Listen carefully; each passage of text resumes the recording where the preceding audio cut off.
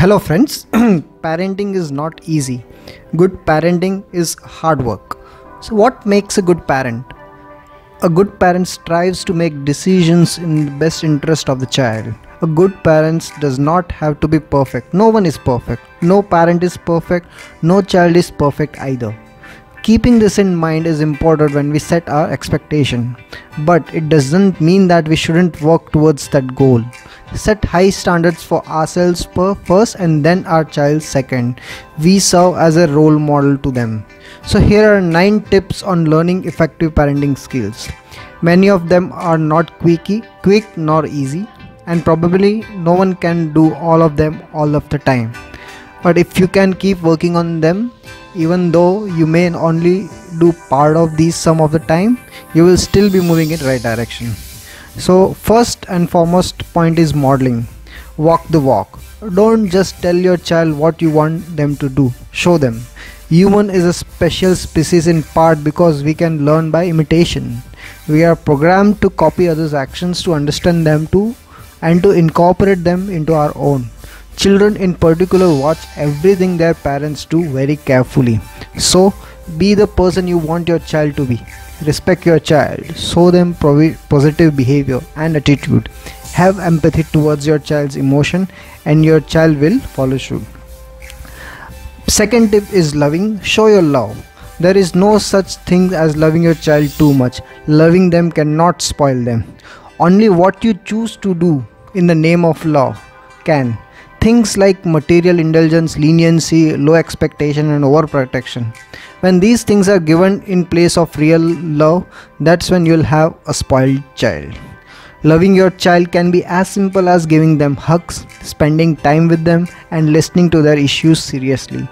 Showing these acts of love can trigger and release the feel-good hormones, and these neurochemicals can bring us a deep sense of calm, emotional warmth and contentment. From this, the child will develop resilience and not to mention a closer relationship with you. Point number 3 is positive parenting. Babies are born with around 100 billion neurons with relatively little connections.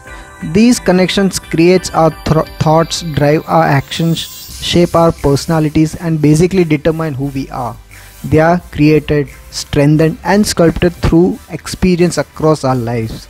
Give your child positive experiences. They will have the ability to experience positive experiences themselves and offer them to others. If you give your child negative experience, they won't have the kind of development necessary for them to thrive. Sing that silly song, have a tickle marathon, go to the park, laugh with your child, ride through an emotional tantrum, solve a problem together with a positive attitude. Not only do these positive experiences create good connections in your child's brain, but they also form the memories of you that your child carries for life. When it comes to discipline, it seems hard to remain positive, but it is possible to practice positive discipline and avoid punitive measures. Being a good parent means you need to teach your child the moral in what is right and what is wrong. Setting limits and being consistent are the keys to good discipline. Be kind and firm when enforcing those rules. Focus on the reason behind child's behavior and make it an opportunity to learn for the future rather than to punish for the past. Point number 4, being a safe haven. Let your child know that you are always be there for them by being responsive to the child's signals and sensitive to their needs. Support and accept your child as an individual. Be a warm, safe haven for your child to explore from. Children raised by parents who are consistently responsive tend to have better emotional development, social development and mental health outcomes. Point number 5, communicating and integrating.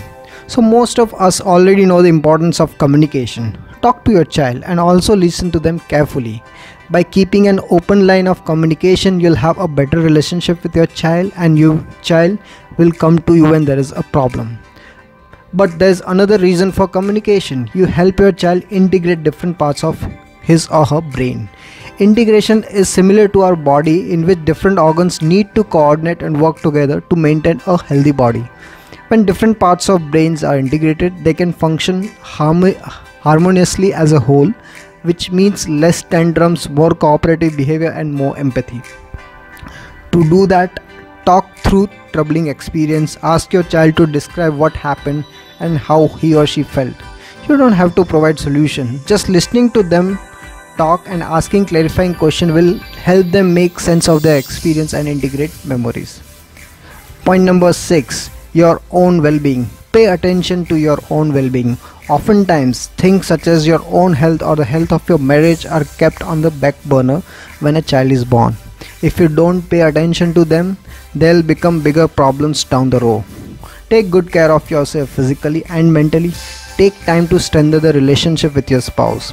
If these two areas fail, your child will suffer too. Point number 7. No spanking. No doubt, some parents, spanking can bring about short-term compliance, which sometimes is a much needed relief for the parents. However, this method doesn't teach the child right from wrong. It only teaches the child to fear external consequences. The child is then motivated to avoid getting caught instead. Spanking your child is modeling to your child that he or she can resolve issue by violence. Children who are spanked, smacked or hit are more prone to fighting with other children. They are more likely to become bullies and to use verbal or physical aggressions to solve disputes. Later in life, they are also more likely to result in delinquency, antisocial and criminal behavior. Worse parent-child relationship, mental health issues and domestic violence victims or abusers. There are a variety of better alternatives to discipline that have been proven to be more effective, such as positive discipline and positive reinforcement. Point number 8. Keeping perspective. What is your goal in raising a child? If you are like the most parent, you want your child to do well in school, be productive, be responsible and independent, enjoy meaningful relationship with you and others, be caring and compassionate and have a happy, healthy and fulfilling life. But how much time do you spend on working towards those goals? If you are like most parents, you probably spend most of the time just trying to get through the day. As authors Siegel and Bresson point out in their book, The Whole Brain Child, instead of helping your child to thrive, you spend most time just trying to survive. Do not let the survival mode dominate your life. Next time you feel angry or frustrated, step back. Think about what anger and frustration will do for you or your child. Instead, find ways to turn every negative experience into learning opportunity for him or her. Even epic tantrums can be turned into invaluable brain sculpting moments. Doing this will not only help you keep a healthy perspective, but you are also working on one of your primary goals in parenting, that is building a good relationship with your child. Last and not the least, take a shortcut. By shortcuts, I don't mean shortchanging your child. What I mean is to take advantage of what are already known by scientists. Parenting is one of the most researched fields in psychology. Many parenting practices or traditions have been scientifically researched, verified, refined, or using scientific knowledge is by no means a one-size-fits-all strategy. Every child is different. You can and should adjust your parenting styles accordingly. For example, besides spanking, there are many better alternatives. Example, redirection, reasoning, removing privileges, time in or time out, etc. You can choose the non-punitive discipline methods that works best for your child. Of course, you can choose to use traditional philosophies like spanking and may still get the same outcome, but those are temporary. But why risk the damages some of the subpar practices may create while they are well-researched better ones? Taking these shortcuts may require more work on your part in the short term, but can save you lots of time and agony in the long run. Happy parenting. Thank you for watching this video. Do subscribe to channel Thinkpedia.